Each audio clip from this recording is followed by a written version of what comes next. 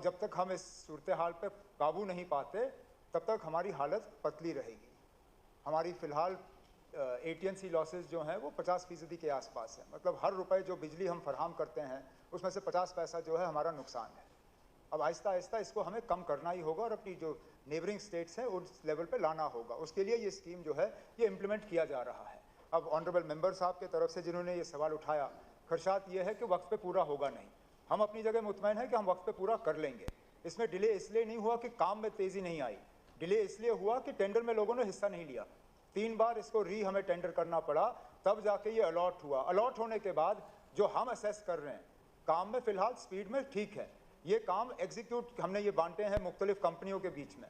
कुछ हमारे अपनी कंपनियां हैं जम्मू कश्मीर की, कुछ सेंट्रल PSUs हैं। डोडा में जो काम कर रहे हैं वो सेंट्रल PSU है, directly under ministry of power.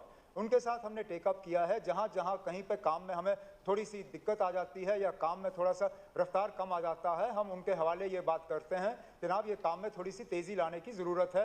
और उन्होंने हमें एश्योर किया है कि इस RDSS के कंप्लीशन से पहले जो है ये मुकम्मल हो जाएगा। जहाँ तक ऑनरेबल MLA साहब जो आपके पीछे हर सवाल में जो है उठ जाके फिर बात करते हैं, मैं मानता हूँ ना, अगर सारी जगह ठीक हालात होते तो आज हमारा 50% लॉस नहीं होता।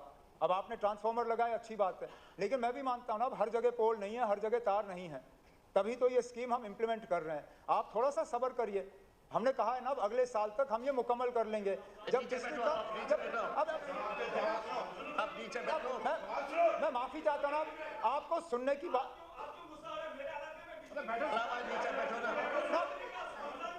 सुनिए ना, एक सेकंड। आप MLA साहब, मैं मैनेज कर लूंगा ना।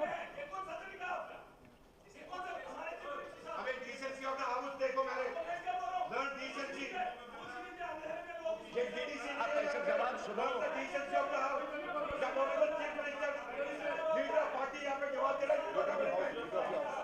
चलिए ना, बैठो बैठो बैठो बैठो बैठो। ऑनरेबल मेंबर आप नीचे बैठो, आप नीचे बैठो,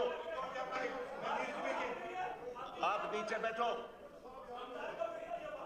मैं बात तो बंद करो ना, बंद करो रेने कमेंट्री।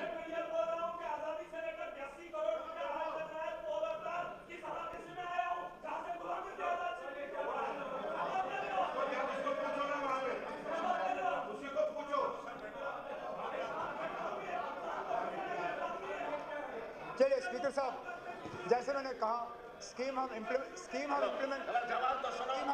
कर रहे हैं। इंफ्रास्ट्रक्चर ऑगमेंट होगा और आहिस्ता आहिस्ता जो काम एज DDC ये नहीं कर पाए शायद एज MLA कर पाएंगे।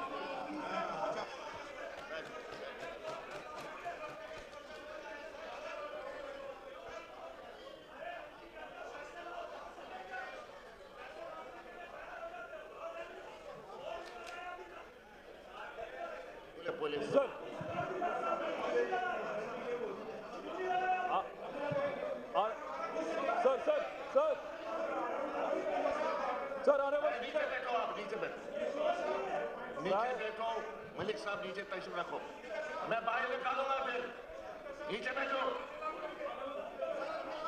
नीचे बैठो।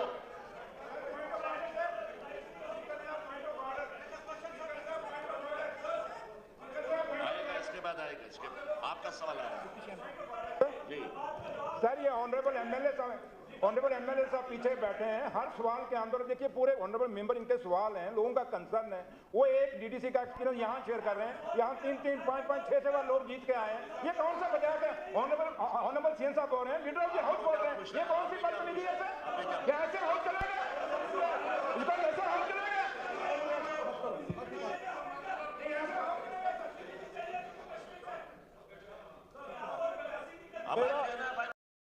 कोई नहीं है, बस झूठ को बर्दाश्त नहीं कर पाता हूँ, इसलिए थोड़ा आवाज़ बुलंद करनी पड़ती है और मेरी माइक खोलने में ज़रा दिक्कत होती है। यहाँ पे दिग्गज नेता है, दिग्गज लोग हैं, बस एक आम आदमी की बात करने के लिए जब महराज खड़ा होता है तो सारे मुझ पे बोलने के लिए तैयार होते हैं ना। तो ऐसा नहीं है, मैं चुन कर आया हूँ, मुझे लोगों ने वोट दिया है, मुझे मैंडेट किसी पार्टी ने नहीं दिया है, मैं किसी पार्टी के दम पर नहीं बना हूँ, लोगों की तर्ज पे बना हूँ, लोगों की ताकत से बना हूँ और आवाम के मुद्दे उठाता रहूँगा। मुझे मुद्दा क्या उठा रहे थे आप? ये मुद्दा चाहे बिजली का हो या शराब का हो या बेरोजगारी का हो, कौन कौन से मुद्दे ऐसे हैं जिसके लिए लोगों ने वोट दिए हैं, जिस मकसद से लोगों ने वोट दिए हैं वही मुद्दे मेरे हैं। अब सरकार इंतजार करवा रही है, उस इंतजार को लोग बर्दाश्त नहीं कर पा रहे। कुछ लोग तो मर गए। यहाँ मैं पिछले दिनों जीएमसी में गया, बख्शीनगर में, वहाँ पे डॉक्टर्स का पता ही नहीं है। अरे मैं चाहता हूँ कि डॉक्टर्स अपनी यूनिफॉर्म लगाएं, पता तो चले डॉक्टर है। अरे डॉक्टर अपना वक्त दे दे, हमारे लोगों का इलाज करे, बहुत बड़ी बात है। लेकिन उस चीज में मेरा हाउस नहीं है। डिस्टर्ब क्या मतलब है? मैं सरकार का हिस्सा नहीं हूँ क्या? मैं इस हाउस का हिस्सा नहीं हूँ क्या? मैं जम्मू कश्मीर के लोगों ने मुझे चुनकर आईनी तरीके से नहीं भेजा क्या मैं डिस्टर्ब कर रहा हूँ? सवाल पूछना क्या गुनाह है? अरे मेरी माइक ऑन कर दो, पूरी दुनिया देखे, मीडिया है वहाँ। जब मैं गलत बोलूंगा, जब मैं मेरा सवाल गलत होगा, उसके बाद एलिगेशन लगाए, फिर जाए बाहर निकाल दे, सस्पेंड कर, मुझे कोई फर्क नहीं पड़ता। लेकिन मेरे सवाल सुनने की हिम्मत तो रखे, चाहे वो भाजपा हो चाहे वो। देखिए बात सुन लीजिए भाई साहब, यहाँ पे सवाल उठते हैं। मेरे कहने का मतलब ये है कि हमारे सवाल कब आएंगे? 1 महीने में एक बार ही आएंगे तो हम सवालों के जवाब देंगे। और एक एक कॉन्स्टिट्यूंसी का एक एक सवाल है और पूरा जम्मू कश्मीर सुनता है। मैं चाहता हूं कि वैसे सवाल हर एक कॉमन है, चाहे आप बिजली की बात करो, चाहे आप पानी की बात करो, चाहे आप हेल्थ की बात करो, चाहे आप एजुकेशन की बात करो, अनएम्प्लॉयमेंट की बात करो, चाहे आप कुछ भी बात करो, उसके साथ सारे लोग जुड़े हुए हैं। तो मैं चाहता हूं उसमें अपना कंट्रीब्यूशन भी दूं ताकि सरकार उसको सुने और समझे। और बजट आने वाला है, उस बजट में हम लोगों की बात हो, लोगों की बात हो, बेहतरी की बात। वॉकआउट नहीं, वॉकआउट हम नहीं करेंगे। हम चुन कर भेजे लोगों ने, हम वॉकआउट क्यों करें? ये हमारा हाउस है। अभी आप जाएंगे? बिल्कुल। अब जब